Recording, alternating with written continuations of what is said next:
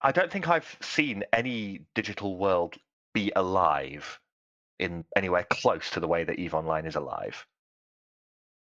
I know that there are still NPC portions of EVE Online, where materials and products can be sourced from, but by and large, the economy of the game, the industry, the things I want to change, the hopeful fighting for resources, I don't think there's anything that's ever come close. There's nothing alive like EVE Online.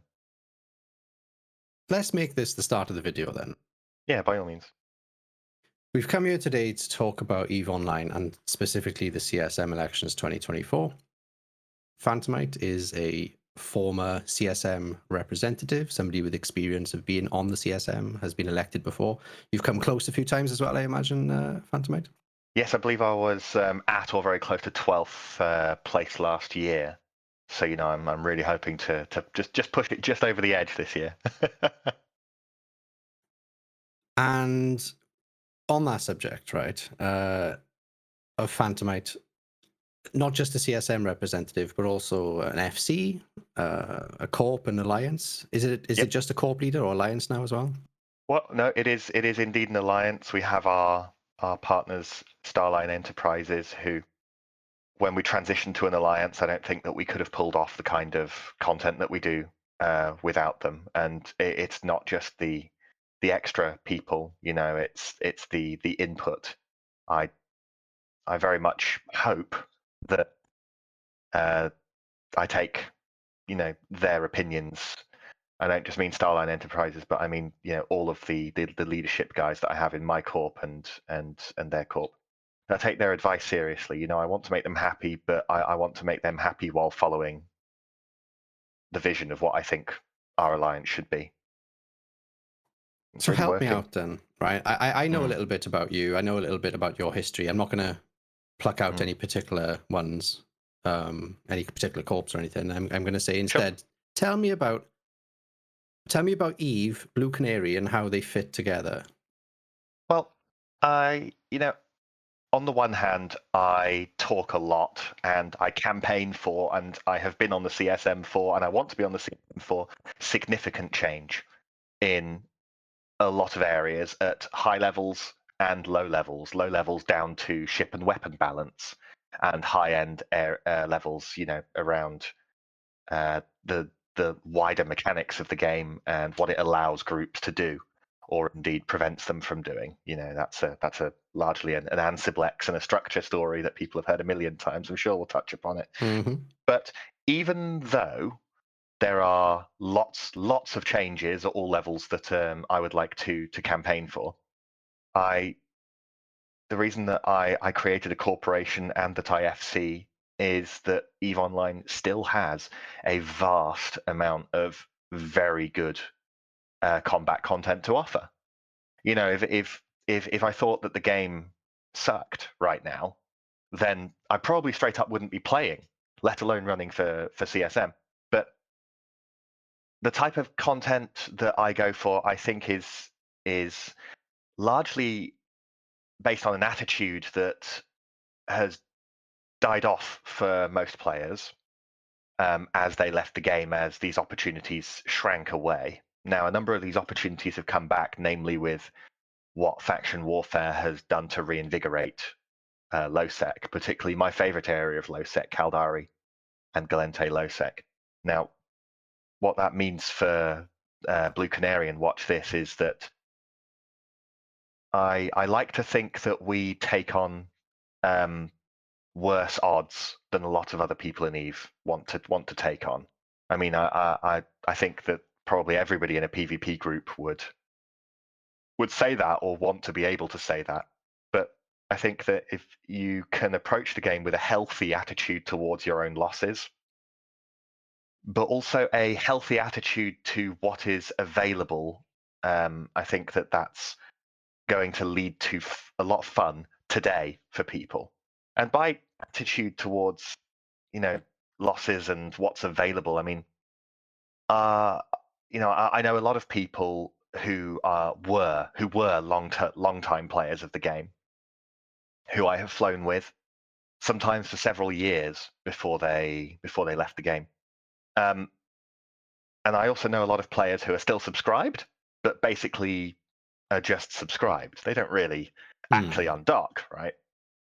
There's a type of veteran player who doesn't seem to really want to take what's available. They want the game to improve, but they want the game to be essentially exactly the same. They want to fly the same ships they flew 10 years ago. They want to fly them the same way they flew them 10 years ago. And they seemingly, in the way that they talk about, for example, the kind of PvP that we do, which is largely in Navy cruisers, they seem to talk about it and approach it as if they're unable to get an erection unless their ship costs $1 billion ISK. Mm-hmm. It doesn't have to. And in recruiting for my corporation from a lot of veteran players, they feel that maybe shooting enemy ships that are only worth 50 to 100 million ISK is beneath them. But at the same time, I mean, to some extent, PvP is PvP, right? I mean, if you can find a way to express your piloting skill, then does it matter if a lot of the ships out here are cheaper? I mean, the way that I've found it is that the people in low-sec are engaging more and more than they were a little over 2 years ago, perhaps largely because these ships are more affordable. I come from a long background of corporations and alliances where we were facing such huge odds that we transitioned into, Tech 3 cruisers that cost $1 billion ISK to fit, Navy battleships, or even pirate battleships that cost $1 to $2 billion, trying to crowbar capitals into every single fight. And eventually, I mean, in the current era, there is a huge problem that those fights for you to use those ships don't exist anywhere near as much as they should do. And I think if people can accept that there is good fun PvP available, if they, I don't want to say lower their expectations, but look at the fact that they can express their skill even though the ships are cheaper, then there's a lot of fun waiting out here that people aren't grasping. I very much agree with some of those sentiments. I don't know how I feel about some of them because I've never been in those groups that crowbar dreads into everything and such. I definitely feel. So I've got a question for you then. This will help differentiate now where we are.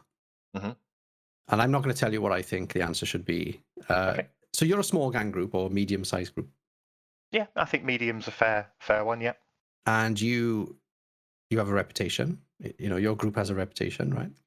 I hope so. Yeah. Yeah. So if I was to join you and I was okay at PvP, or even if I was relatively new at PvP, and then I started flying expensive ships and losing expensive ships. Let's pretend that I was losing expensive ships more than most serious corporations would tolerate, but not so much so that it was beyond all reason. Yeah.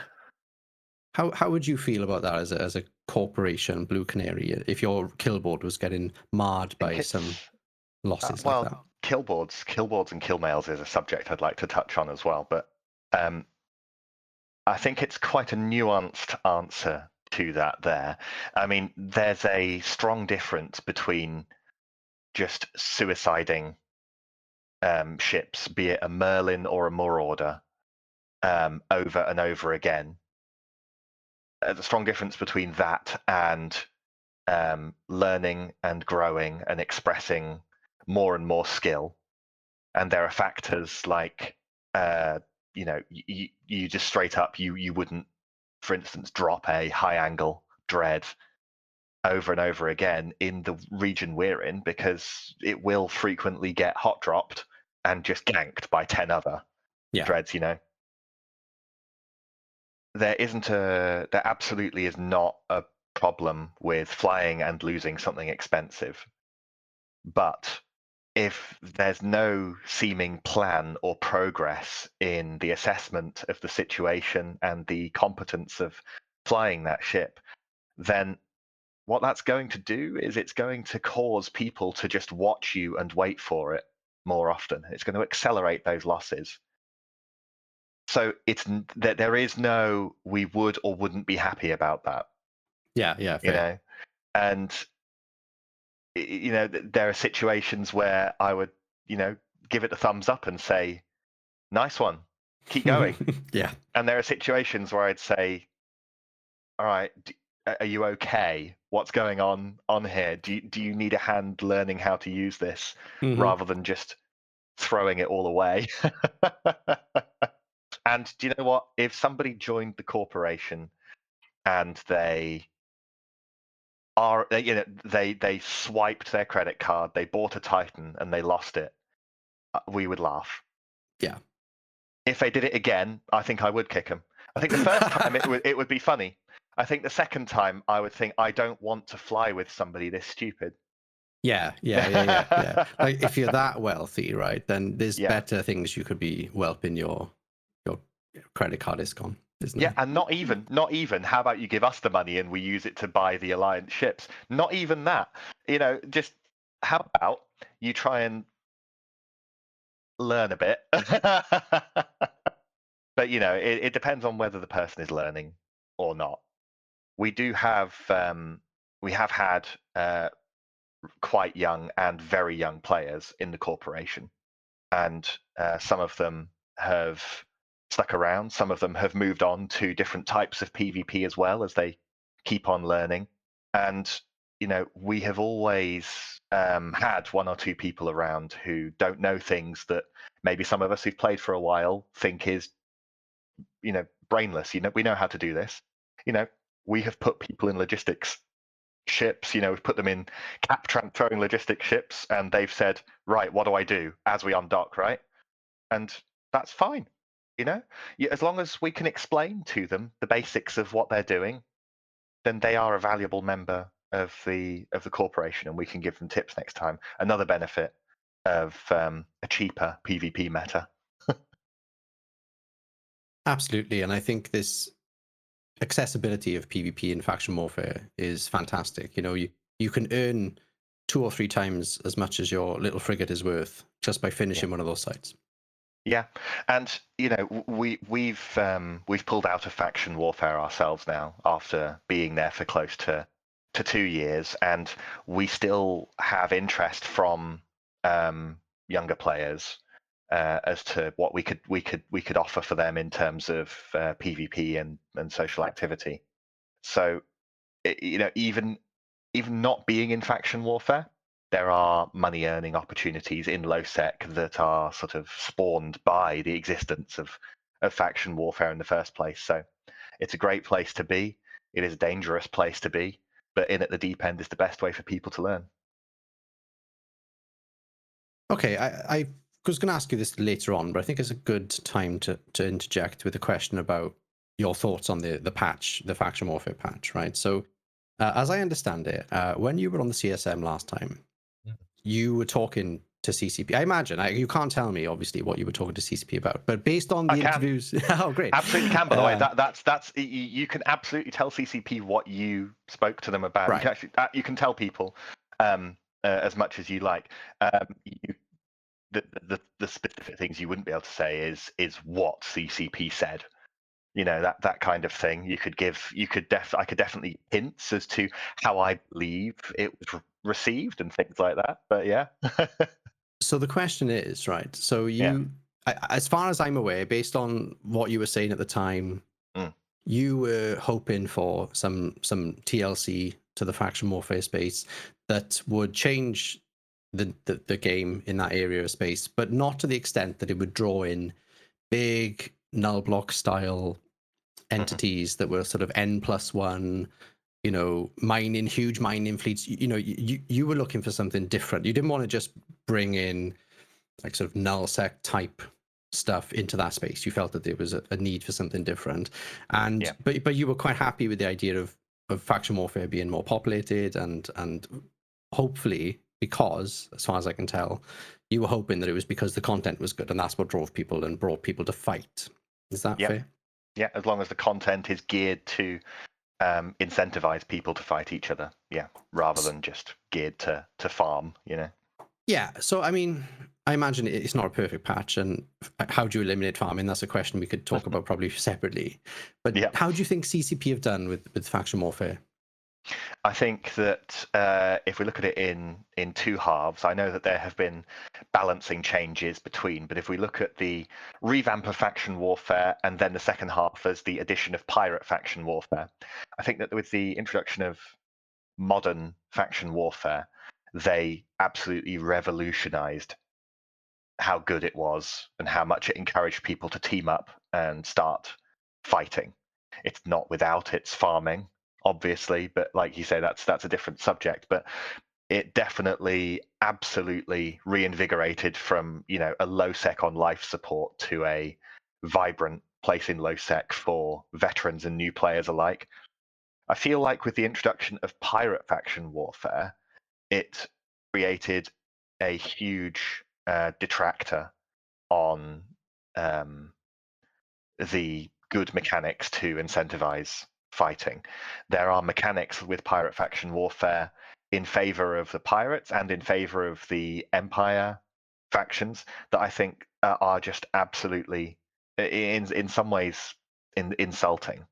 If I was to pick a couple out, then I think that the fact that certain systems in an insurgency, if they are won by the insurgents, can flip a system to 100% enemy control so that they can be headshot.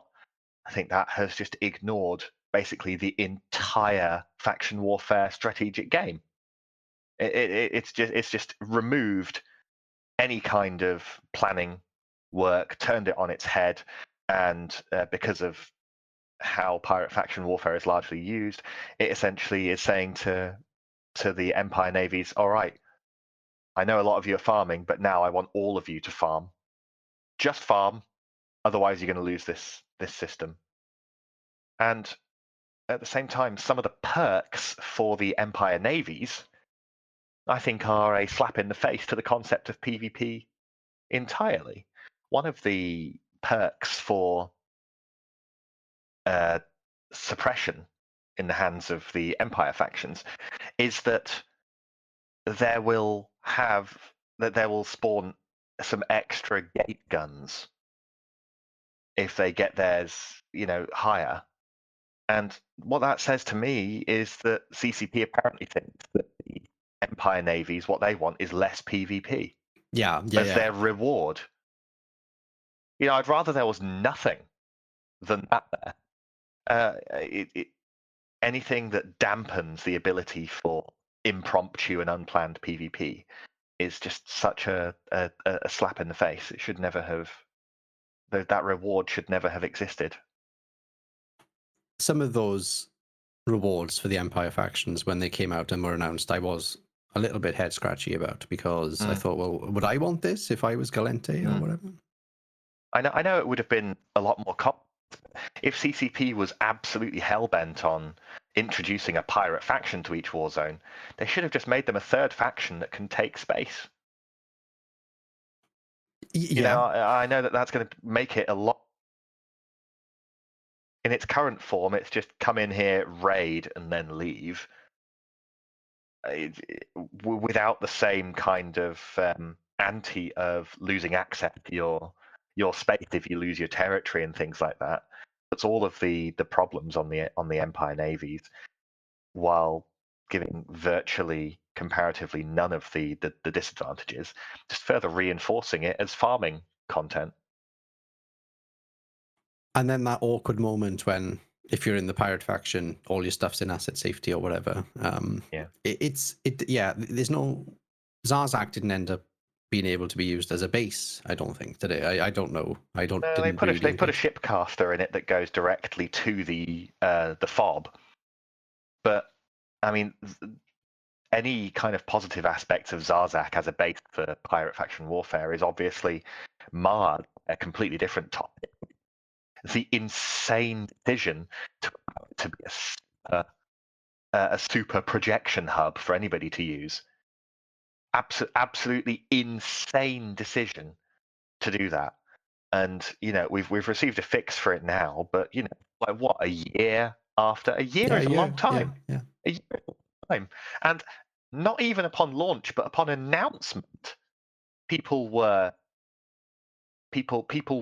screaming at the top of their lungs just how this was going to be terrible for giving null blocks even more projection. And it still came to pass. And then it waited.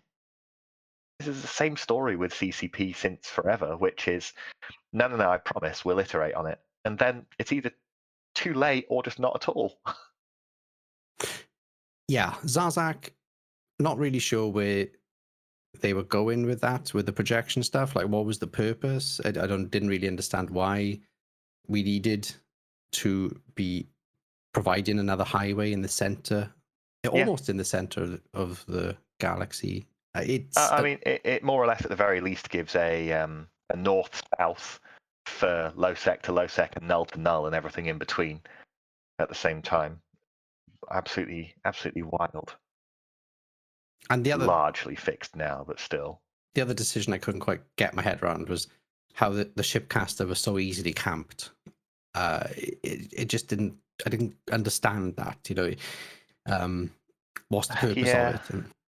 I mean, they can jump straight to the fob. I can't remember whether they jump to within tether range or not, but nonetheless, I personally don't think that the shipcaster being camped is a problem worth considering, because all you do is you work as a team to either defeat it or at the very least scout it.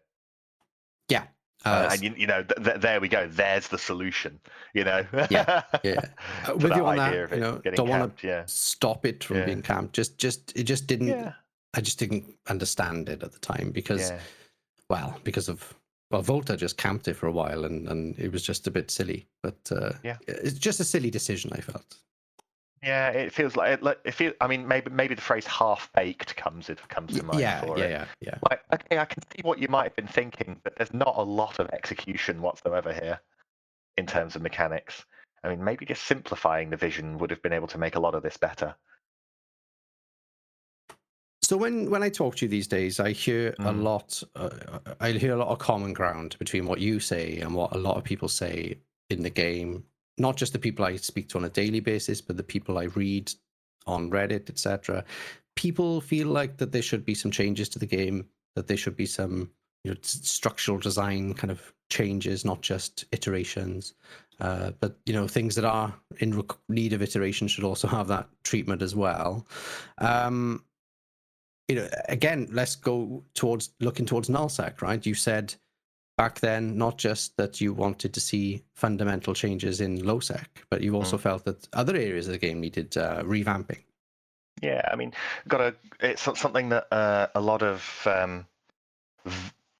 players, a lot of let's put it how it is. A lot of voters, a lot of CSM candidates seem to believe and behave as if they can just make some small changes to just their area of space, just to wormhole space, just to low sec, just to null sec, and that will fix it for them. But I don't think people should shy away from the idea that it's too complex to consider that all areas of the game are interlinked in more ways than just wormholes and stargates. They are interlinked in terms of, unfortunately, politics, in terms of recruitment. People come to this game and like the vast majority of what they see about the game is nullsec, nullsec, nullsec. We need to have a game that has opportunities for new and old players across all areas of space.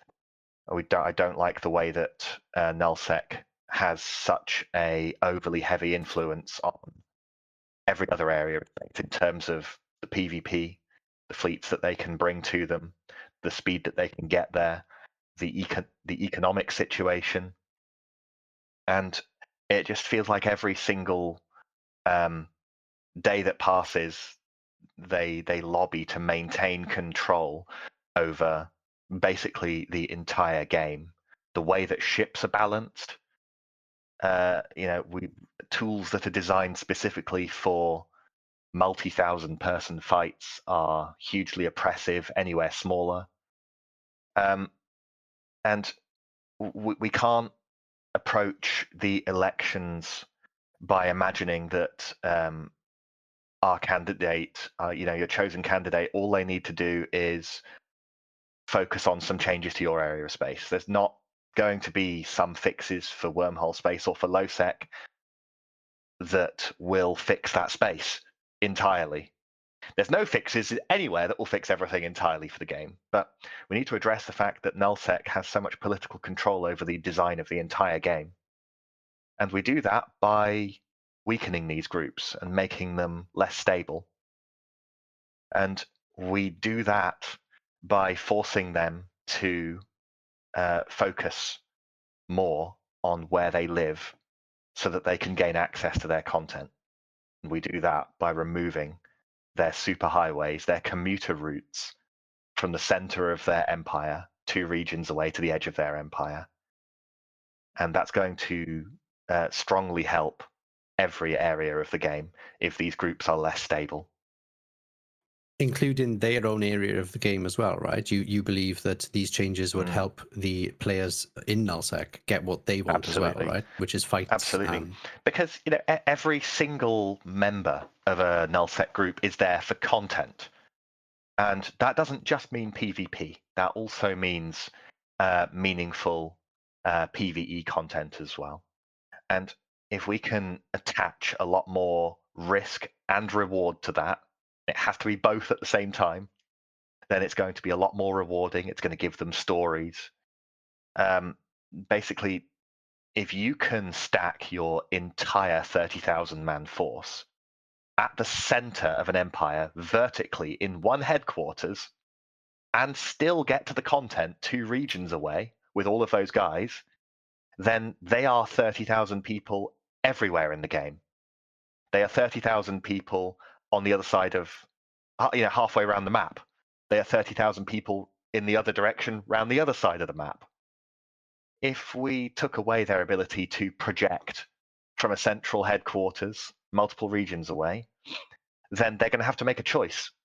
And it's a very meaningful choice. If they want to fight as their content, then they're going to have to go and live closer to their front line to access it that fast. And that, of course, puts them all at one end of their space, which is now 4 regions away from the other end of their space. So they can't defend it. Or they can split their forces. You can have half of this block at one end of their space and half at the other end. And now it's 15,000 people at each end rather than 30,000. Now, what if you want to guard the middle point of your space where it connects sideways into low sec there? Well, you're going to have to split again, aren't you? And I don't want. Some people have characterized this as trying to break the blocks up. Not necessarily. I mean, that's very much their choice. They all they have to do is split their forces between these places. And I think that this goes hand in hand with something that I've been really thinking about for the last year, something that's quite new. And that is that while I want to take away people's easy long-range commuting access, I think that with my recent experiences in the alliance that I run, I think that the game needs better tools for deploying, for picking up your stuff and taking it all somewhere else to live there. If it's going to take you a long time to get there, you better be able to take a lot at the same time. And I think that we can achieve this with some changes to some existing ships. So nomadic corps, then nomadic groups rather than nomadic individuals. Yeah, the thing that stops people being as nomadic as they were before the Citadel era is that now, ever since the Citadel era, it turned nullsec into an accumulator mindset, because it allows you to permanently station in one single place for years at a time and still have access to all the content. It allowed these people to build up gigantic caches of ships and assets. And of course, that's a pain to move. In fact, it's like almost impossible for some people to move. We could reintroduce the ability to be nomadic by simply doing things like expanding the ship maintenance arrays on carriers. Give them something that fits their name here. It's 1 million cubic meters. Why shouldn't it be 2.5? Something like that. Why shouldn't it be? Why Why shouldn't you not? be able to carry 2.5 million meters of ships in that? We've got ships like the Bowhead, which is designed specifically to carry a large number of ships. Now, there's no way you'd really want to fly that through. It's basically a freighter. You want to fly that gate to gate, but pair that with Titan bridges and things like that. Maybe buff that to something like 5 million meters of available space and stick it through Titan bridges. You've got the tools now to start moving. Why isn't there the opportunity for a Tech 2 jump bowhead? Maybe with less room than a carrier, but with that sweet 90% reduction in fatigue so you can move stuff faster. These are options in the game that could help these people to go and live closer to their content. And when they live closer to their content, when there's less buffer around them, they are at risk. And it spurs people to fight harder. It spurs people to invade more when they don't have to fight through so much space to get to the center of a well-fortified area, And the situation at the moment is we have these as perma empires. They are never going to be unseated with the current mechanics of the game. So maybe it's time to bring some churn back to the map. Make some stories happen again. I can tell you a story now. 2 years ago, I was in Brave because I wanted to try. I wanted to see what nullsec was like, having done medium, small type stuff prior, and I was going through some stuff in my real life at the time, which meant that I couldn't FC much, I couldn't be a content creator much, I couldn't chat too much on comms, but I could sometimes just log in, play the game, and log back out. As long as I didn't have too many space jobs or commitments. So I thought, a great time to try out nullsec life, and where better than go and join Brave. They were defending against Fraternity at the time in Purblind, and I loved roaming to Purblind as a small gang member. And I thought, well, let's see what it's like in standing comms. Let's see what it's like on the other side. What I found was that I couldn't quite keep my hands out of the roles and responsibilities people get sucked into. First of all, I ended up joining the FC team and stuff not long after, and I heard some interesting dilemmas being faced by the people trying to defend. So we have Volta and Brave now trying to stop Fraternity from pushing them out of Purblind. Every time we got to the point where there was a big fight that was about to kick off, sadly, those FCs with, spies or with, eyes in staging would say, sorry guys, so, main horde have just been pinged, or, main horde are forming. They're in MJ TAC. They're about 20 minutes away. So we can't take this fight because in 20 minutes we will all be bubbled, and an insane number of hordlings are going to be rushing through the answerblexes from MJ TAC all the way through Vela Silent, all the way through all that Fraternity space, and they will be here in short order in huge numbers. And that was a limit. It was a limit on what content could be taken. And of course, it was fun in a sense, mind games, all of that planning and different things, and the meta analysis of the spy information and stuff. It was all kind of fun on that, but it meant that people stayed docked a lot more than I know they would have. Right? Brave would have taken more fights if they didn't have, if they had an hour before Horde turned up. That would have been something. Well, in those kind of fights, an hour still is a short amount of time as well. Yeah. Yeah. But yeah, no, I mean, and this is exactly the kind of problem that fast access halfway around the map creates, And, if, some people, I've debated this 100 times, and sometimes people have said something like, well, they'll just all pull together into an even bigger group and then they'll live permanently on your doorstep. Oh yeah? And who's defending 4 regions in the other direction then? And, they'll say, at that point, people might say, you know, I've had people say things like, "Oh, so you want people to starve on their content?" I'm like, "Well, that's their choice." You know, that's very much their choice. I mean, there are so many things. There's so many. There's so many poor arguments against this kind of change, where that can be countered with a straight up, "That's your choice. You don't have to do that if you would then find it boring. You know, choose not to do it." "Oh, yeah, but then we'll be too far from our content." Move closer. And this year, hopefully, I'm also saying, and here's the tools to move closer, you know. Yes. Yeah, not just tough. Yeah. Yeah. Yeah. So before we really go into, this sort of deep rabbit hole of various little arguments about Ansible X's and things, can we just take a moment for anyone who's listening to us or watching us that is in HiSec and perhaps loves Eve, but Mm. is going to vote, right? Is going to vote in CSM, is listening, maybe thinking about voting on their own terms rather than following one of those ballot lists. And is like, well, okay, Phantomite, well, why should I care about this stuff, right? This is all like nullsec, politics, blocks. I mean, what difference does it make to me? I mean, we've already touched upon the fact that blocks being so huge gives them insane political power over the design of ships, of weapons, of mechanics that do still touch people across the entire game. It also really sucks up people who might otherwise be joining wormhole groups, low sec groups, high sec groups. There are a lot of people in nullsec who are very fairly, each to their own, they're not interested in unlimited fighting, you know. And a high sec serves as a fantastic place to have a slower paced, more social focused area to enjoy EVE Online.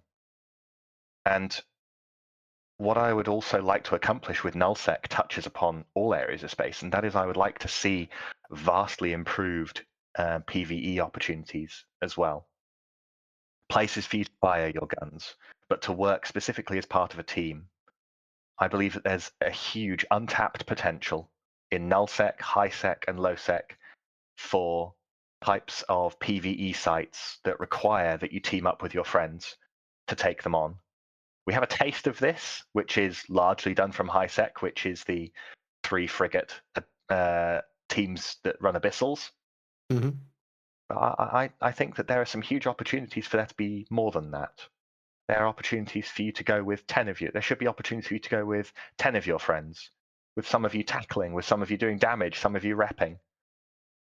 And if we can get people to be flying together more in their PvE activities, then that boosts PvP. It boosts camaraderie with PvE rather than it being a solitary activity while you just discuss something unrelated on comms. And for highsec, it's never going to be appropriate for highsec to be competitive with nullsec or lowsec in terms of income. It's never going to be appropriate for that to be the case. And I know that, the majority of people in highsec understand that. But there are opportunities for it to be fun, if not competitive. And I'm not going to try and compromise how I feel about how the game should be to try and win votes. I'd rather lose honestly than win by lying, But if that's the kind of EVE Online that you'd like to see and you live in highsec, then it's the kind of thing that I really want to push hard for. If I was trying to describe your approach to the game to somebody in that category, and perhaps try and dispel some of the myths, perhaps that you're very PvP focused at the expense of PvE, which is not the case, right? I would say that your biggest push is for reasons to fight, reasons to compete with each other, and to fight over something.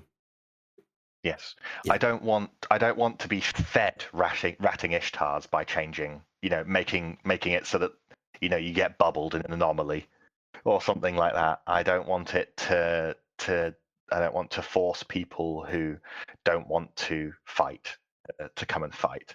I just don't want to give them everything on a platter when they do refuse to engage in combat in nullsec. In highsec is a fantastic social space, and we could really lean into that by providing more social activities rather than aside from mining in highsec. There's not a lot else that is particularly social in the universe. There's plenty of social on comms, but there's not a lot of things where you work as a team executing a strategy in highsec, and that's a vast opportunity for everybody. I think that should help us transition nicely to one of the things you've been pushing for a long time, which is passive income sources, right? Not necessarily, I wouldn't characterize it as you want passive income in the game. More like you think that that could be an avenue to create some of these things to fight over as a group, right? Yeah, so it's not born from a theory, it's born from a multi-year experience. So passive income sources have to be designed to in a way to encourage fleet fighting. And typically that one of the most obvious things is that these metanoxes that we have now, they are items that you put up on profitable moons, basically largely in low sec and null sec, i.e. places where people can engage each other. They have to make enough money to be worth committing a fleet over. I think that they could probably do with that being toned up a little at the moment, but nonetheless, we have seen major fleet fights and even expansive capital brawls over these things already in low sec. I think that this is a huge success story in relatively subtle mechanical changes to the game. A Metanox drill doesn't look particularly epic in a trailer or anything like that, but the potential and the evidence for content it can create is already here. It is essentially income where the work is PvP, rather than income where the work is sitting there for a few hours sucking on a rock. And this is something that I don't actually feel that CCP needs to put a lot of focus anymore into adding more of these opportunities. I feel that these ones could do with some tweaks. The skyhooks and the metanox could do with some tweaks, and then they are going to be in an extremely good place. I have been a veteran of multiple years of being an onlooker, being a participator, being an organizer of fights around the original passive moons before 2016. And they were endless fleet fight opportunities. And one extra fantastic thing about them back then, and something that remains today, is that it is not a structure peppered with anti-capital weaponry designed to let the structure do a huge amount of the fighting itself. This is a structure that requires that you be in a ship in space to fight over it, for defending and attacking, and that's great. I do feel very comfortable with claiming that I really kicked off the discussion and directly with CCP on my term in the CSM that led to the eventual creation of these here. It was a specific presentation that I gave to a small number of CCPers to extol the virtues of passive income, dispel some of the myths around the phrasing and what it would be. Myths like, oh, so just money for not having to do anything. Well, you fight over it, so the work is fun instead of boring. What's the problem? I'm not pushing for a huge expansion of fleet fighting passive income sources. I would like to talk to CCP about the tweaks that could be done on these new items here. I think they're great. Yes, and I imagine that there will have to be iteration, right? I mean, whoever ends up on the CSM is going to be having to definitely think about how these things are going to be tweaked. The moon drills, the skyhooks. This latest patch we've just had drop, which makes huge changes to the way that those skyhooks drop their loot and collect their loot. That's such a pendulum swing, and I think it can't possibly stay that sort of. It's going to have to come back some way. Yeah, well, Zardak was ridiculous in its projection state, wasn't it? And it lasted a whole year, so buckle up for a long time for it until it gets potentially fixed. Okay, let me lay out my theory to you, right, about the recent skyhook changes, and then perhaps I can ask you a question at the end after we discuss it a bit first. So my theory is that the nullsec players who own the skyhooks, because these skyhooks only exist in sovereign nullsec, correct? Yes, that's right. Yeah, and you require the materials to run the moon drills and sov upgrades. Yes. So my understanding of what's happened is, and this is just speculation based on my own observation, is that players did not manage to collect enough of these resources to run the Ansiblexes and moon drills and upgrades that they wanted to. And they really struggled to, they started doing things like robbing themselves very early on so that the generation of the product was low at the time, and they were really like minimizing their efficiency. Also, they put them in places where they couldn't provide 24-hour cover, and they kept getting robbed when the main players around that area were offline. And they also ignored it when people robbed them, and they didn't know how to deal with it. They couldn't get an FC and a fleet together through the Ansiblexes in time because you've only got 10 minutes. So I think all of those factors meant that the null blocks were not in possession of many of these materials, and that most of the materials really were ending up in Jita on the market and going for good profit for those who robbed. And because the inevitable change to Sov was incoming, there was going to be a huge culture shock when they woke up at the dawn of new Sov, the null blocks, and they couldn't run their stuff. So I think that the reason we've had such a pendulum swing is to save the null blocks the embarrassment, to be honest. And I mean this in a kind way, to save them the embarrassment of having to say, look, we can only run, one region of stuff. We can't run all of these Ansiblexes like we have done before. So that's my little theory, and I think the inevitable or the design intent is more akin to what we started with. That CCP wanted to be competitive, they wanted to be much more sort of lawless, but for now we're having to sort of protect the honor of the current status quo, and that's what we're seeing. So anyway, over to you. Well, I don't necessarily know if it's necessarily the honor of these groups that was being protected, but I think it's certainly plausible to imagine that the numbers in terms of the resources being produced were potentially far too low to run enough of anything. But I think that there's probably two things that could have been looked at here, and number one is, why couldn't these have been also introduced to low-sec and NPC space as well, so that we can, you're not going to be shifting workforces in low-sec or NPC space because that's not what's required, but, to alleviate some of the movable materials on these things. And at the same time, what we've also seen is a complete rejection by nullsec leaders to accept the concept of not being able to run everything everywhere.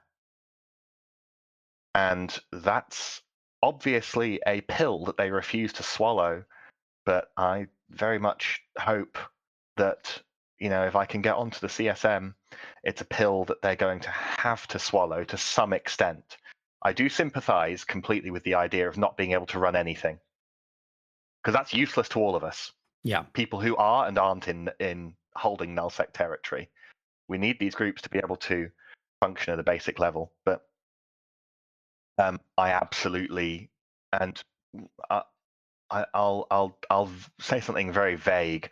I'll draw from my experience on the CSM and say that it is my opinion that what a lot of the CSM members say in public about changes and what they said in private to CCP were very different viewpoints. And so I struggle very much to believe that a number of the current CSM members are as angry at these changes as they say they are. Because I feel that I have seen a picture that says that a lot of these people will say one thing in public and a very different thing in private. So, Yeah. I think that there obviously some changes would have been needed to make sure everywhere could get something, but being able to get everything with the changes to skyhooks and with the massive, massive reductions in requirements for the upgrades, I think that paints a story of huge sense of entitlement. I'm optimistic, in nature, and a small part of me hopes that, well, no, a big part of me hopes, but a small part of me thinks maybe what we will see is actually the balance is okay now. Having 50% of those materials guaranteed will give them just enough to run, a reasonable amount of stuff. And then, if they want to be big and powerful, they're going to have to defend those 3-day timer windows. And I hope that what will happen is once people get sort of fatigued by having to, it's a space job, sadly, and I want to come on to that in a sec now, but once people get fatigued from the new space job of having to collect those materials every 3 days on all these different skyhooks, that there will be some opportunities for PvP. So maybe the balance is okay. I'm not saying that I automatically reject the changes, because if it provides a different approach and a different capability in terms of deployment of antiplexes and different upgrades, then great. Because if the footprint is if they're forced to make more choices, isn't it? If the null blocks can have 50 antiplexes now instead of 350, then that kind of thing. And if they're forced to kind of make choices in terms of PvP to defend their space, like, we can't go all the way out to the outer reaches and grab those skyhooks reliably because we can't defend them. And if we do, they're going to have to be given up to our enemies or that's or the real answer again, is if you don't want to do it, don't do it. Then don't do it. Don't ask CCP to make it happen for you. It's another one of those make a choice, like you say. Yeah. And maybe that's what will happen, right? And I'm kind of hopeful that it'll happen anyway, because let's come on to my point then about space jobs. Okay, so one of the things that Dunk Dinkle used to say, right, that I liked, was how the game was solved, and can we please, change things so that the game isn't solved anymore? But also, can we make space work less what's the word for it? Menial. Can we look at that? Because it's okay to have space jobs, but sometimes we take it far to the extreme. And I feel like this new way of basically expecting the owners of the skyhooks to collect the resources during a specific 1 hour window every 3 days if they want to do it to the optimum, well, that's fine, all well and good, but it's a space job. Unless these are people that are like, hey, great, there's going to be content, PvP, I'm going to form a fleet and collect the stuff and I'm going to fight whatever I see. That's not likely. It's going to be some guy on an alt kind of solo collecting these things, and then if something comes to attack, then he's gonna have to ping, and then hopefully somebody will come and save that particular one. And it sounds like a job, and it sounds like something that an administrator type of person is going to have to do. And I just wonder why we are building in new jobs into Eve. Now, that's on one hand. But at the same time, if it just means that there's a soft limit now on how much you can bore your members, then maybe that's not too much of a bad thing. I don't think it's unreasonable because, on the one hand, space jobs, having to do things, again, that is the player, that is your choice as to how much of that you want to do. It's absolutely your choice as an alliance how much you want to ask your people to do. And you can simply say no. You can own fewer skyhooks. You can attend to fewer skyhooks. On the other hand, I think you're dead on when you call it. I hadn't thought about, in terms of space job, but this didn't replace something else that was already a space job. This added a new one. It added a new one. I mean, something that we do have to consider, and this isn't a thing that a lot of people like to hear, is that in a game with a functioning industrial economy of material production to material consumption, the more you take away effort from it, the more of it people do, so people will still put in the same effort. Yeah. So I mean, if your empire is so large that the effort is now too high, have a smaller empire. Detach some people to go live over there so they can do it easier to reduce the amount of effort it takes to do it. These are all problems where the answer that's screaming out at people is do less of it or go and live there to make it easier to do it. One of the people have a limit on how much effort they'll put into a game, but they will, in a game like Eve, they will put that effort in no matter how much they get out of it. Well, that is an interesting transition to the next point for me. How much are they going to get out of it? If I was running a little corp in Sovnal, then we would just make a rule that if you collect the thing, you get 50% or whatever. There would be some, really chilled approach to if you do work for the corp, then you get a huge cut. I got a feeling that when it comes to these Sovnal blocks, they're not going to be telling the line member that they can take 50% of what they collect from these skyhooks, right? You're going to have members all over Sovnal collecting millions and millions and millions of ISKs worth of material and just handing it over to their space overlord. Now, Some people will do that quite willingly, but at what point does it become stomach churning to hand over, I don't know, 9 billion worth of magmatic gas to your overlord every week, and then when the one time comes that there's a big fight over it, they don't bother coming. I wonder what these things are going to do. To some extent, teamwork means for the greater good. To some extent, how much you will do for your group really depends on how much of a cult you're part of. And I will qualify that by saying every successful group, big and small in this game, is a cult of personality around one or very few people. It's not necessarily a bad thing, it's just a phrase. I will also say that people do need to think for themselves. They do need to learn to picture themselves as an individual playing a video game rather than as an appendage that can be cut off at a moment's notice from a larger organism. I don't regard that concept. I regard it as real. I don't regard it as a problem. People need to consider themselves to be human beings rather than tools for somebody else. And then at the same time, in the inverse direction, they need to consider the kind of value they get out of teamwork. Are they seeing the results for themselves of their sacrifice to the team? And I think that what this means overall is that this is not a problem. It's very much, again, your choice as the player how much you do about this. Speaking of Brave, a couple of years back there was a change to there was a change to point defense.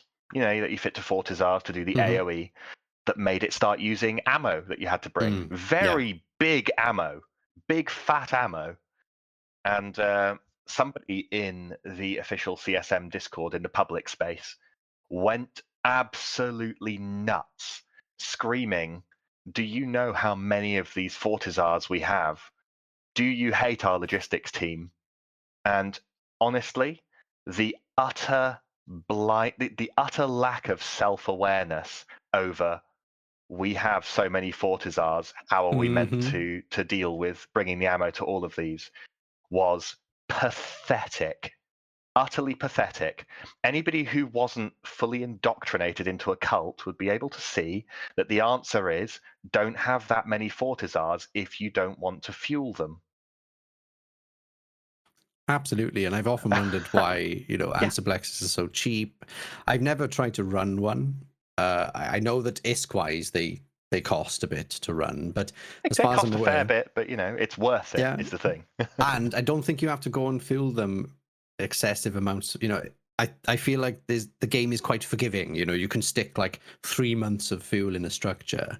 You can, I don't know how long you can run an Ansiblex for on fuel without refilling the fuel, but there are things that are quite forgiving. So the fact that they had to travel to each Fortizar independently and fuel it with point defense ammo, well, you don't need point defense on your Fortizar as well, right? I mean, you can have a Fortizar without point defense. It's not required. Yes, because of course, back before the Citadel era, people defended their structures with ships in space rather than with the structure itself. But there we go. By the way, I've just looked up Ansiblex.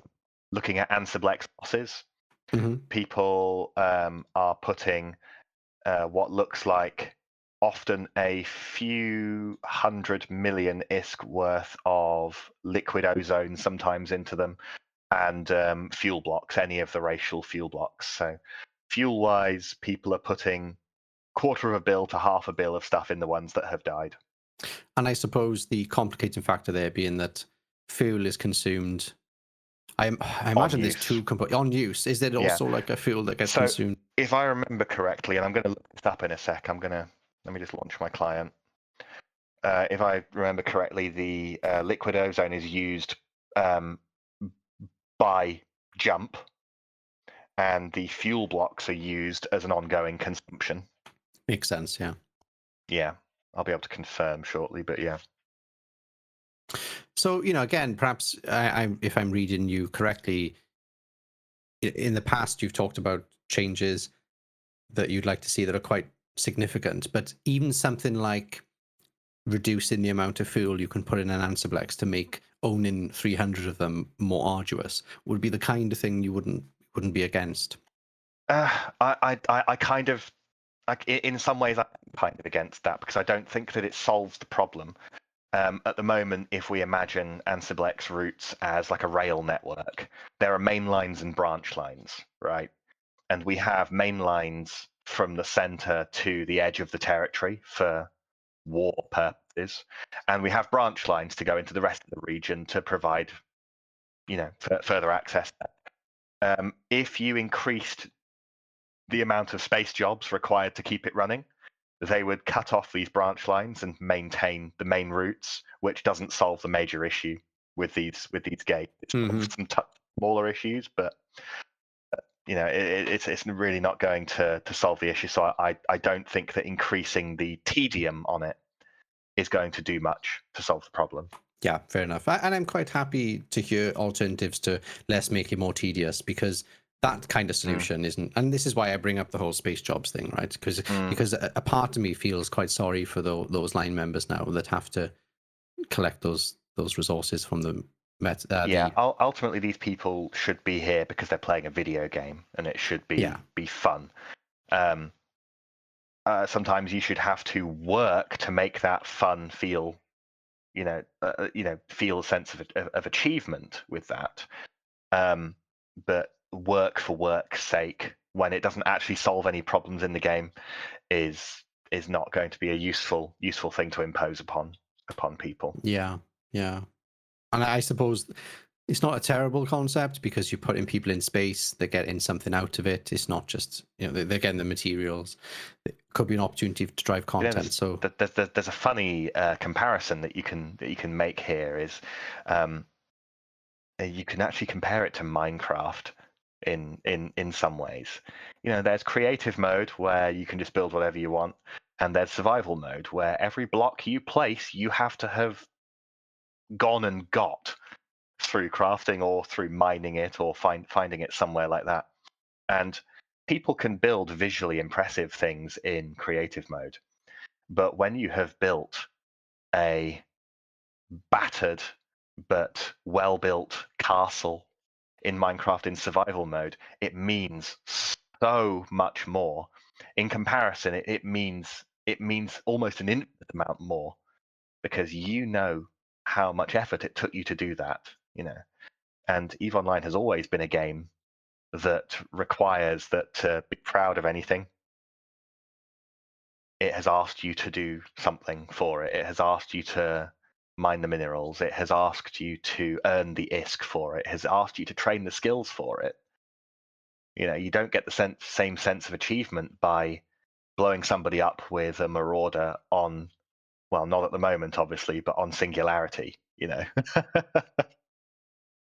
Yeah, and for my corp, it's the scanning of the signatures, it's the rolling of the nullsec static, it's the finding of the good region, then it's the setting up of, I don't know, the right scout at the right time and all those things. So I totally agree with you. We get our best content 2 hours into our session, and then we wrap up and we're debriefing for an hour because it was so intense just to build up. And yeah. Yeah, working and getting something is important, but just working for something with no extra rewards, it's not really gonna make the game better for anyone. Okay, so we're talking about menial work. We're talking about those barriers, perhaps around content. There needs to be some barrier, there needs to be some reward because you've put the effort in. But what about the other things that you've mentioned in your ongoing campaigns, right? I mean, I'm thinking specifically now about some of the tools that you think maybe CCP should be helping groups with so that they don't have to be so gigantic in order to have decent IT, for example. This is something I've been thinking about for quite a while, and something that really came to the fore when I created created Blue Canary a couple of years ago, is that there's not really anything out there in terms of player-made tools to do basic Discord authentication and roles granting that doesn't require that you run a server or rent a VPS, install very frustrating to install software that you then have to maintain, software that is hugely overbuilt for basic auth. And I do believe that a simple solution is well within CCP's grasp to create, to just give you a bot that doesn't require that you do any setup other than invite it and create some bindings to say, if they're in this group, give them this role. If CCP could do that, that takes away a gigantic barrier of cost, real cost and effort away from any group in the game that wants a basic solution just to get running. And those costs are not going to CCP, right? That income, the money that players spend on these servers, on these services, that money's not going to CCP anyway. No, and it would be a massive step up that is equally available to everybody, regardless of technical skill and the money that people have. We have plenty of people playing EVE Online who either they have a situation where they can't afford Omega, the economy of their country might make it simply out of that, but these people shouldn't be coming up against such a simple barrier to running a group, because the more people that can effectively run a group and expand it in this game is more content for all of us. How far would you take this? I'll give you some examples and you can tell me what you think of each. When I set up my small group and we decided to do things like own a structure, how dare we? Pinging, if people came to ping our structure, they're not pinging anything, right? Because I'm not getting any notifications that my structure's been attacked. Okay, we're logged in a lot, during our prime time, but what if someone comes an hour early? What if they come in the middle of the night? What if, for God forbid, we took 3 days off in a row? That's a risky thing not to do. play a video game for a bit. What if we all met up in real life for 4 days? We could wake up to nothing left in our wormhole. Now, I didn't mind. I thought that it was a good thing that we had to work for it, and I found a solution. And shout out to the Arrival chap, Larynx, right? Because there's some excellent tools out there that people make for free. And we have a bot now that pings us if our structure gets refed. Now, that isn't, a given right, as they say. But should it be something that, is simple for groups to have? Because all the big blocks have it, all the medium groups have it. Should the small groups also have, oh, hey, your structure's been attacked, like the others do? I think that there's a couple of factors here. Number one is CCP's track record of maintaining their smaller projects. We can look at, do you remember the official EVE Online app? I liked it. Which got basically abandoned the moment it was done, and then just slowly fell apart month by month as it wasn't updated. And even just the fact that I could check my ISK to see if my market orders had been filled was great, right? So but I appreciate where you're coming from. It was bare bones, if anything. It was bare bones, if anything, but it was worth installing for a lot of us, including the management of skill queues. That was revolutionary. And obviously, you want people to actually be playing the game to play the game. However, reading your EVE mails and managing your subscription and your skill queue is difficult to draw exactly where the line is. And we've already talked earlier tonight about, barriers of entry to effort and things like that. If we put all that together, including CT's track record for looking after other pieces of software they've made, and if we look very realistically about what could I ask them to do that they would feel was relatively low-hanging fruit in the first place, I think that limiting this to basic authentication, if in group, give role, is probably as far as this thing needs to go. Outside of that, I do think that there are plenty of tweaks and major improvements as well that they could make to the ESI to make it easier for people to write applications that can work with it. And that would go some way towards, you being able to get the ping in Discord that you want. I think CCP should leave the advanced features to the players.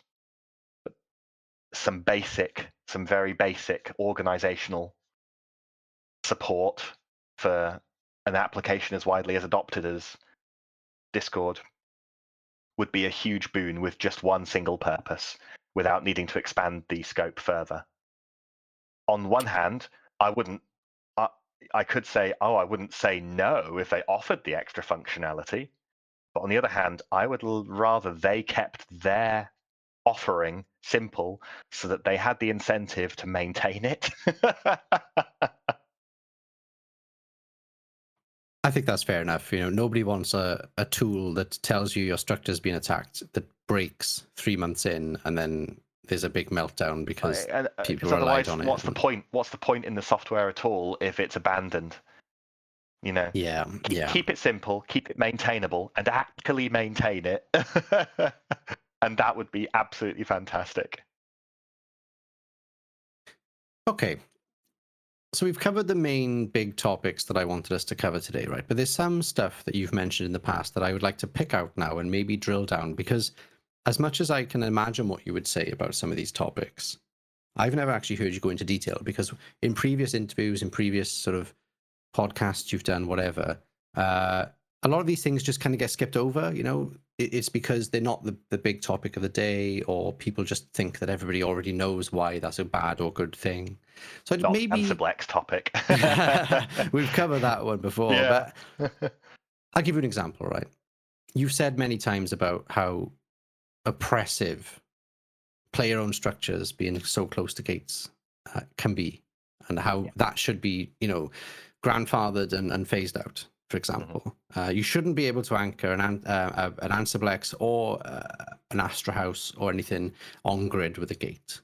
And you've said this is partially because gates are one of the few places in EVE where organic PvP just happens because people do silly things like they undock and they travel, or they how dare they? They take gates, Yeah. and they don't know what's on the other side sometimes, or they get surprised or complacent or make mistakes. And having that structure kind of limits this, right? So can you explain to us then?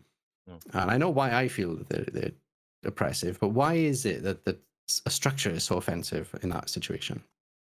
Obviously, a Keepstar or an Astra House, they can't project their weapons 1,000 kilometers to the gate. However, these structures house people who 10 seconds after pushing the undock button, and I really do mean 10 seconds after pushing it, have landed on the gate to assist. Now, there would be a lot more opportunities for PvP if these people couldn't see the grid as they undocked and warp to their preferred ping to get around bubbles and things like that. There'd be a lot more opportunities if the insurgents who were there, who were engaging one of the native SOV holders, there'd be a lot of extra PvP opportunities if they could press their D-scan and see what was incoming rather than it just undock and then appear there. And it would also hugely aid major war-sized forces if the enemy wasn't able to, in 10 seconds, undock and be on the gate at the same time. If they want to be on the gate, then they could just think ahead of time and be on the gate for these guys to come. It's a dampener on PvP by having this largely without warning, more or less instant force application of players from these structures. And gates are a hugely important piece of, regular gates are a hugely important piece of risk, danger, and content starting that is dampened or even snuffed out by having people be able to live 1,000 kilometers off the gate. It goes for low sec as well. It goes for low sec in that people can do exactly the same thing. This isn't limited to SOV null. Gate campers can be camping a gate and then have their backup turn up in seconds if something comes to engage them. Gate camps in low sec are a hugely important piece of content generation, but that content is a lot harder to spark if there isn't a chance to, for lack of a better phrase, interdict the person, can start to control a little bit when you've sprung your trap on the gate campers. By stopping people from having this level of control over a gate, it would be a huge pro for PvP and danger in the game for everybody, nullsec included.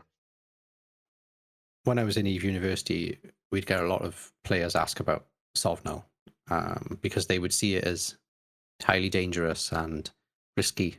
And, in the end, we'd have to explain to those players, actually, if you live in SOV null, it's actually one of the safest parts of the game. And people would be surprised by this because, how is this? And we'd go through the various reasons why. But one of the reasons I would bring up that people often don't think about is if you live in SOV null and your group has a structure on every gate grid, you can just warp from anywhere in the system to tether. Sit there and assess your next gate, and if you take the gate and you're a bit unsure, you can just go from that gate to a structure on grid and you be on tether, and then you can sit there. And it gives you this ability to be in space, but to be either under gate cloak or on tether. And the amount of risk that you take when you warp around system or scout the gate or whatever is very much minimized because you've got those, how much fun is a game of tag if there are 1,000 safe places where you can't be tagged? It's it's crazy to think. I mean, obviously there are counters to this, and I do try and put that in place. That if you see someone doing the same thing all the time, and if you're sophisticated with your, login traps, with your interdictors, your placement of drag bubbles off structures, of course you can catch an individual who doesn't realize that they can be caught, and that you can do various things like that. But that's not what I'm talking about. I'm just saying that, like, for the average player, Sovnull is super safe, and that's one of the reasons. It's because you live on Tether, and you only dare leave Tether if you are 100% confident that you'll be fine.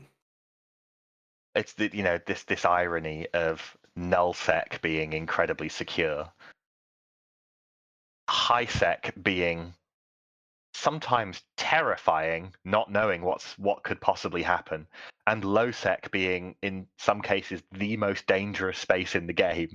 Yeah, is absolutely wild to consider these disconnects from how it appeared to younger players. and unfortunately, the reasons that the Sovnull is safe sometimes is not because there are humans playing the game making it safe for their fellow humans. It's bingo. Because teamwork would be fine. Yeah. Yeah. Yeah, so to be clear then, I neither am I against the idea that if you put the effort in, why not be safe in sovereign nullsec? If you've put real people and real ships in space to do so, good on you. What happened to escorts? In terms of EVE Online, not in terms of dodgy postcards in a phone box. It was one of the things that when I joined the game, I was disappointed with. And I'll come on to the two things that disappointed me about EVE when I first joined a Sovnull group the very first time, which wasn't brave. One was the lack of escorting going on. It seemed very... I know. What can you say? I heard all about casinos, and now there's no escorts either. Nobody was moving assets as a group. Nobody was escorting freighters. Nobody was doing any strategic industrial operations. Everything was done by industrialists, pretty much solo. Yeah. That kind of disappointed me, because I thought, well, what a missed opportunity for teamwork. And then the second thing that disappointed me was when I joined a group that was deep in nullsec. It was Declan, which to me at the time was like, oh my god, Declan, that's like forever away from GT. Yeah. And then I what I did, right? I got in my ship, my interceptor. I'd read all about interceptor and how it could not be bubbled, because it was that long ago, which for you is 5 minutes ago in your EVE career, of course, but for me was the genesis. And I used my interceptor, and I learned all the things about bubbles, and I managed to travel from Jita all the way to that pentagram style constellation in Declan, because that's where I was living. My group were living, and I got there. It took ages, right? I took all these gates, and there were so many jumps, and I was in nullsec for so long, and I couldn't believe it. And then I got to the system, and there were all these green signatures everywhere that I'd never seen so many green signatures, and then it was all so wonderful. And then I docked up, managed to get on comms and stuff. And then once I actually sort of learned a little bit, it was only a few days in, I learned a little bit. I suddenly realized that there were these things called answer-back gates.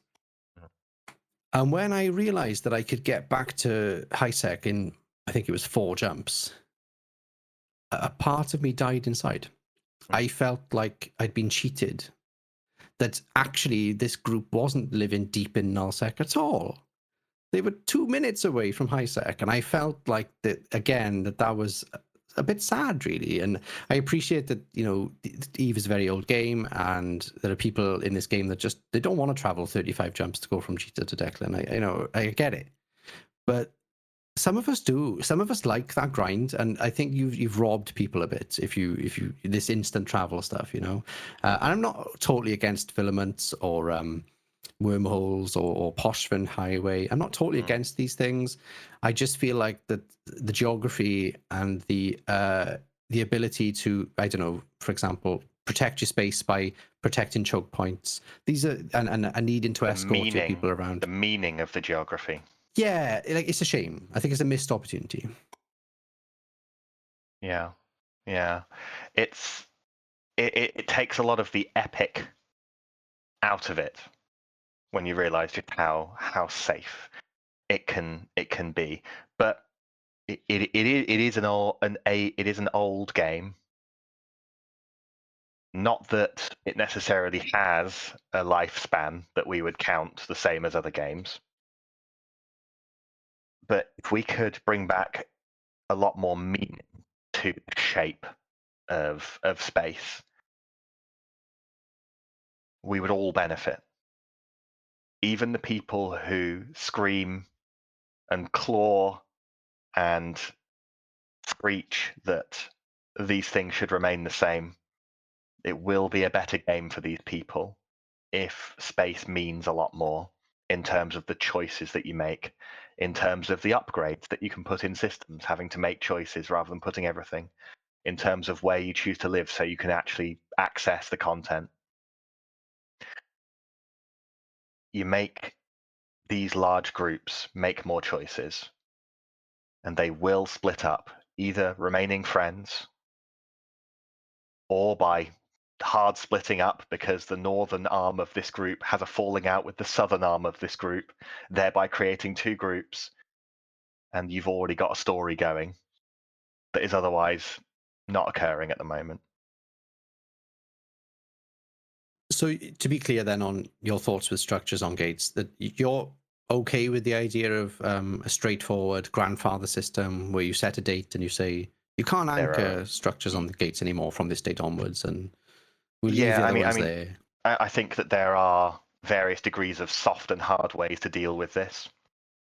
I think that the softest way is to allow the structures to remain until they're killed. Nullsec is incredibly defensive right now, so who knows when that would fix itself.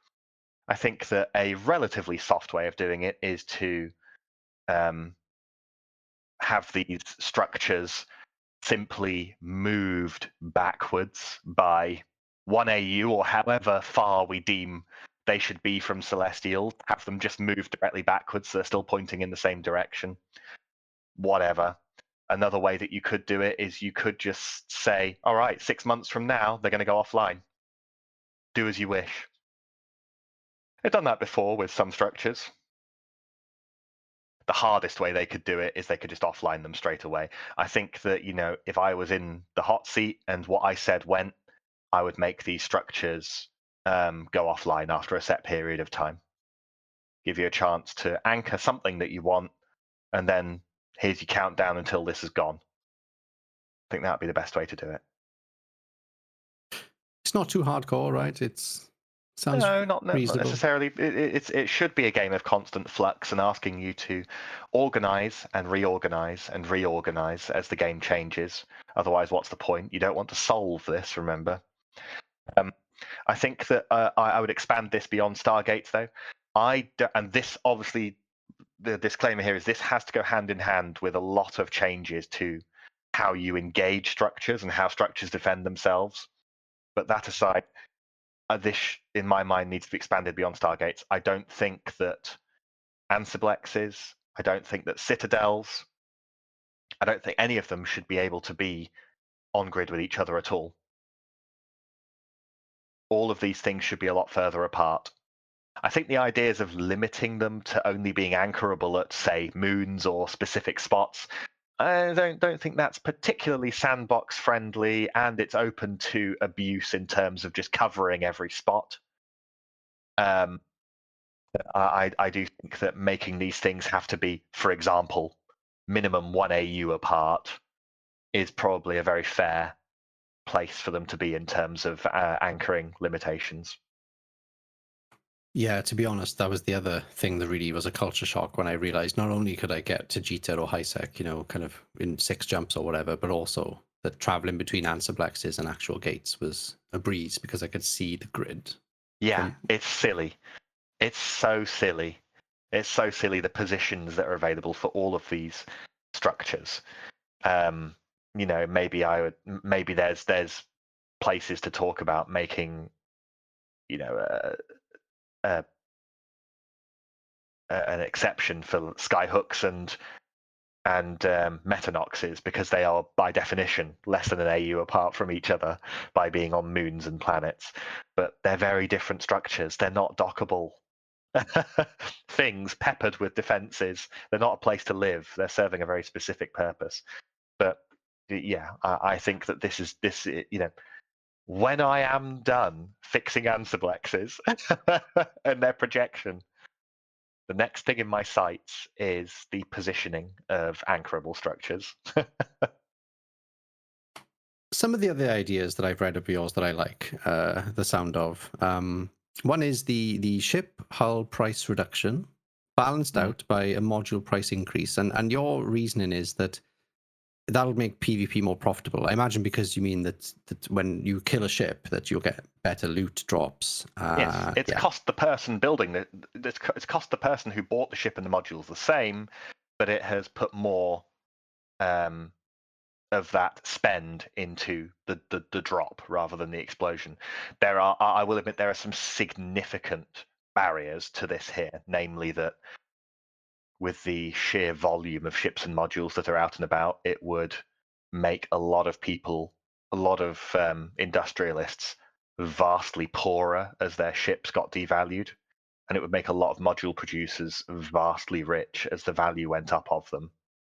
I think that what I want to achieve by stating that on my website is I want people to understand that I can see where the paradigms for these things should be and should go to.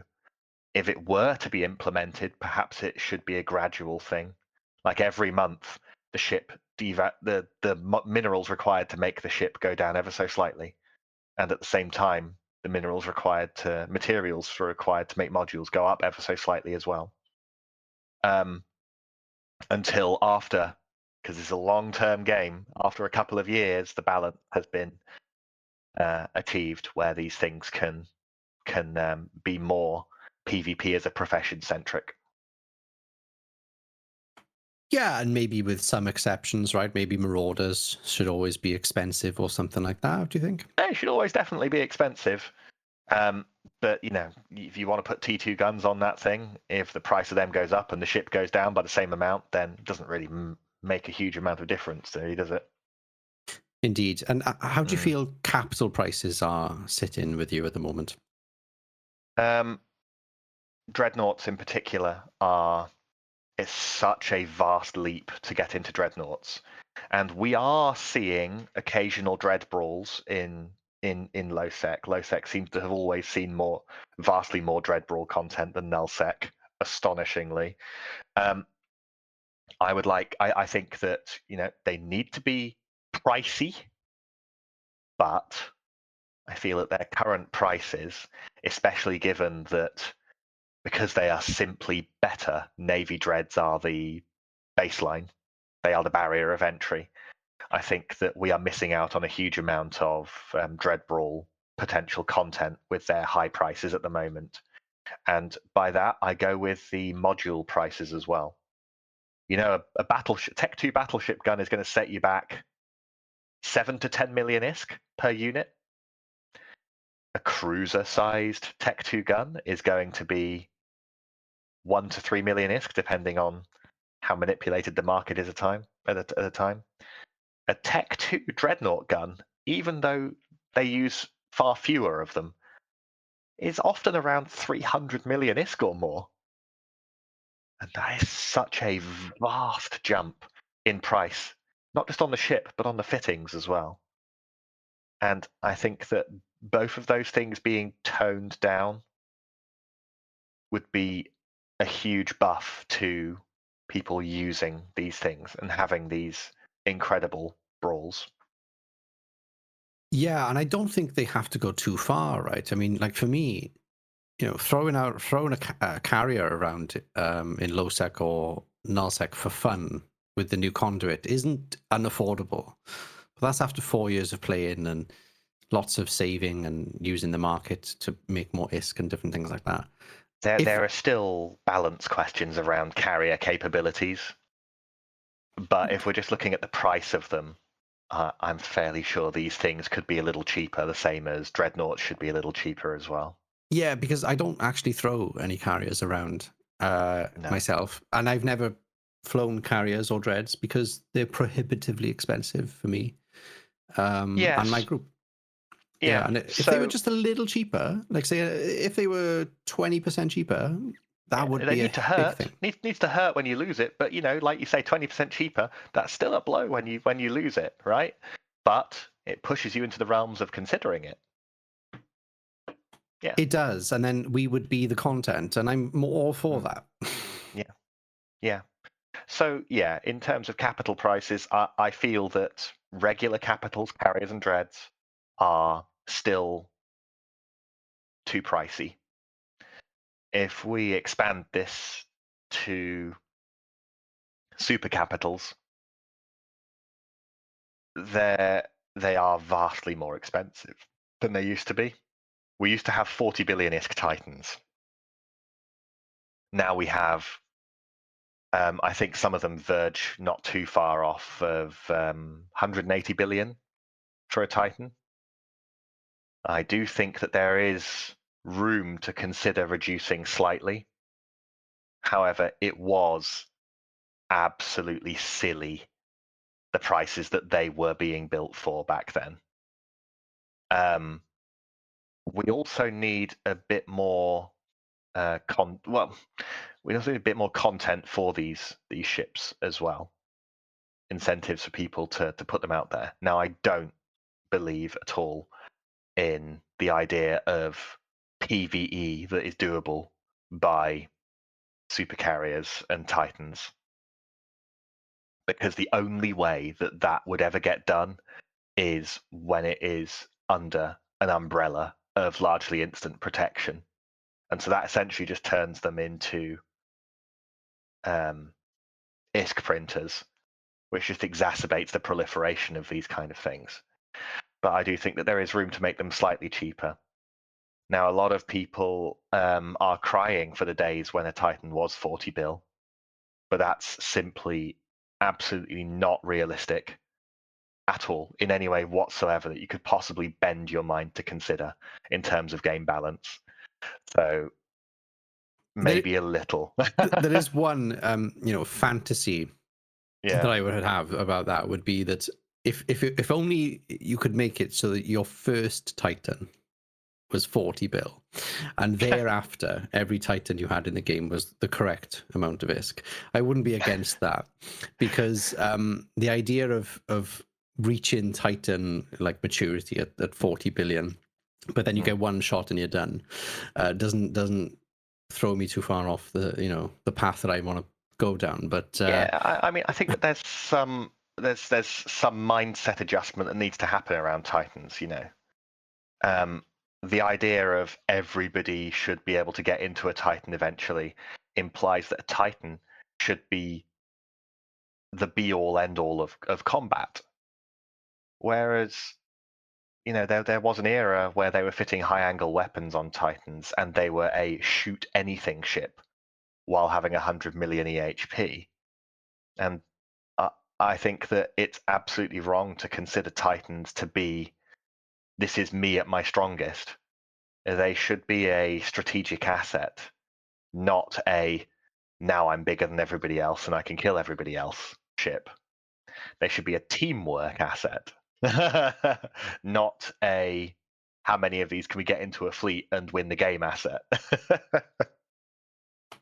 it would be nice if perhaps, say, me and 5 of my closest friends could chip in 40 billion ISK and actually share a Titan. And I'm sure we could, if in theory. But we wouldn't have anywhere to store it.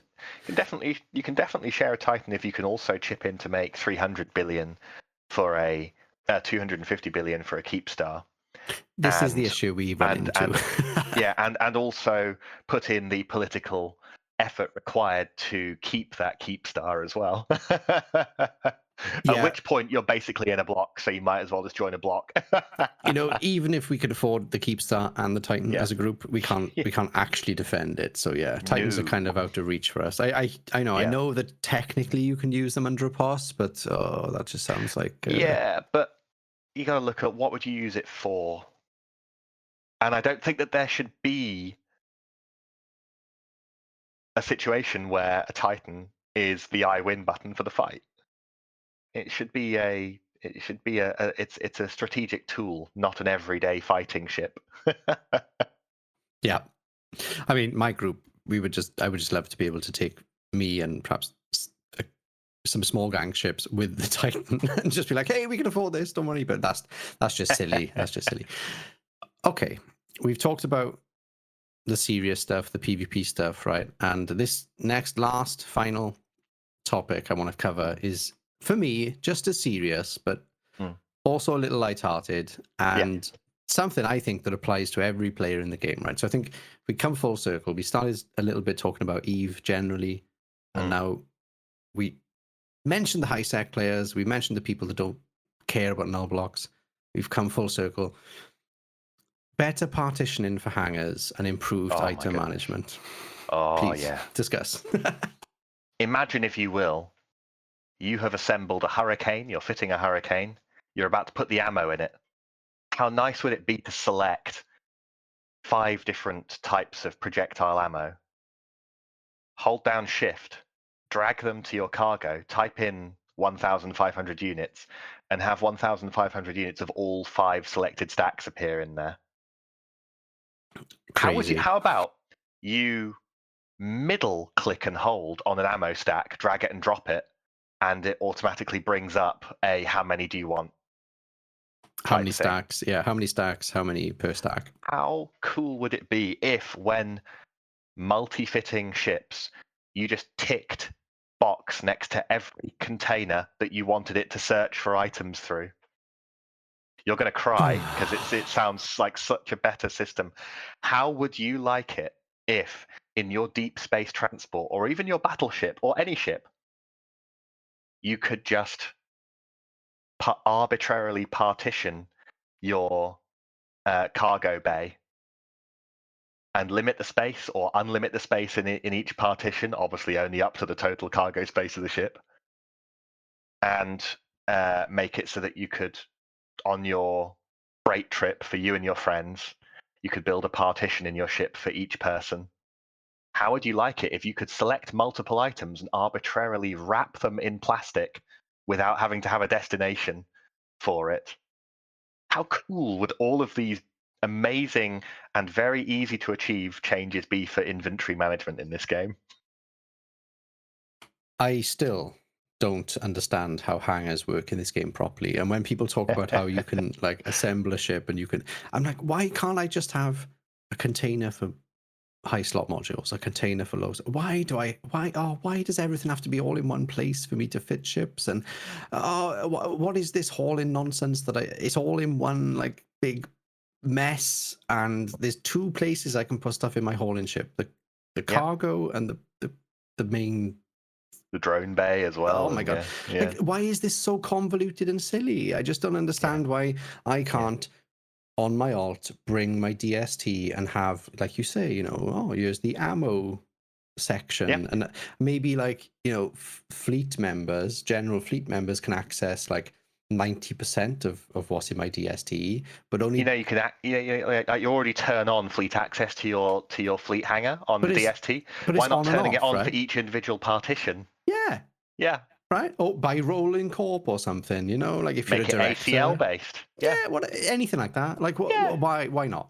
Why not? And like you say, we're not here trying to, you know, steal dev time away from critical, you know, big expansions in the future. These are simple, small things.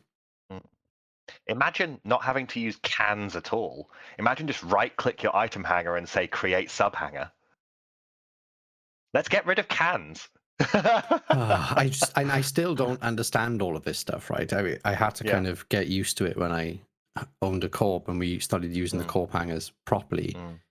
That's a mess still. It's such a limiting factor. You know, no such thing as alliance cans, no such thing as more than, is it 10 or 8 hangers? No such thing as just spawning a hanger like a folder and applying an ACL to it. The limited number of places you can keep fitted ships for your corp mates. So frustrating. Yeah. I would love all of that. That would be a boon to every single player in this game, solo or 30,000 man coalition. Well, I think we've covered what I wanted us to cover today, Phantomite, and just thank you for speaking to me. Is there anything that you feel that we should mention now before we wrap up? Well, if anybody would like to read into a general overview of how I think about the game in terms of a CSM election campaign, and also a set of specifics that does go into detail about the things I want, then both of those things are available on Phantomite.com. You'll also find on Phantomite.com links to my EVE Online thread, which I would really love people to comment in or ask questions of me in. You'll also find a link to my CSM Discord on Phantomite.com as well, if you want to be able to live chat with myself and like-minded people, and also, most importantly, receive occasional pings when key events related to the election come up, so that you're reminded to get your voting done. Then that's the best place to go, Phantomite.com, for that. I would definitely describe you as a very accessible CSM candidate, and I believe you've committed to, in the past, being just as accessible if elected. And I imagine you did. I imagine you did that. You fulfilled that promise last time, right? So during the time that isn't campaign season, I talk to individuals and groups in text and on their comms. Obviously, during campaign season, I will organize a time to come and talk to you individually or your group. I respond to every DM that I receive on Discord.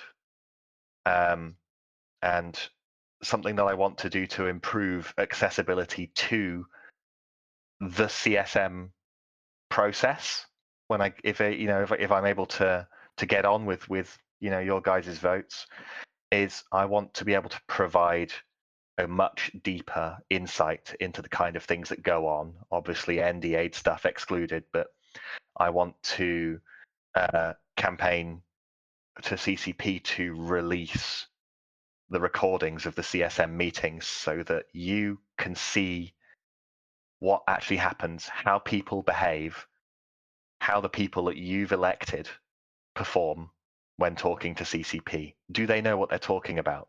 Are they actually talking about something that's in your interests? Even if it takes me redacting the videos each week and having CCP approve what remains, that is what I will do to make it more transparent. Such a generous offer, having been somebody who edits things occasionally. I want to finish then on a point, which is the voting system, right? And I'll let you come in on this at the end, Phantomite, because I'm sure you've got your own views. But I'm going to say what I think. If you like a CSM candidate, you need to put, and you want them on the CSM, you have to put them at the top of your ballot, right? That is the only way to guarantee that your vote goes towards that candidate and actually gets counted and actually gets used. My understanding of how this voting system works is that if everybody who's listening to this, watching this, likes Phantomite and wants him on the CSM and puts Phantomite at the top of their ballot, then if Phantomite doesn't get on, their vote is not wasted because their vote will transfer to the second person on their ballot and the third person, etc. If you think that by putting Phantomite 10th on your ballot is going to help him get on the CSM, you better have put people that didn't get on above him, because otherwise your vote isn't going to count towards him. And that, for me, I think is a misunderstanding for a lot of people. They're not really invested enough, to be fair to them, in how the voting system actually operates. And they see that put your candidates in order of preference thing and think that, the order perhaps doesn't matter too much. But it really does, doesn't it? And I'm going to stop here and let you come in and talk about this point. It really does. Every single year, including the year that I did get onto the CSM, I had people tell me that they wished they had voted for me in their first position or sometimes at all. There is a need for you to vote a block candidate because they are getting on. So that is not really going to help change things. I think as one final kind of, it may sound a little dramatic and, sound like, damn, we should have talked about that. But do consider that when voting for somebody from a very large group, that person represents not the membership, but they represent the leadership. The membership of very large groups is here for content. The leadership, their incentives are to petition CCP to keep things stable for them. They are not playing the same game as you. And as long as you consider that, you can vote with a bit more knowledge as to what you're voting for. What a fantastic thing to end on. So again, I'll remind you all, vote at the top of your ballot for the person you most want to see on the CSM. If they don't make the cut, and your vote won't be wasted anyway. And with that, I bid you all farewell. Please vote. You'll get 1 vote per Omega account. Use them all. Exercise the democracy. Make your own decision. Thank you. And bye-bye.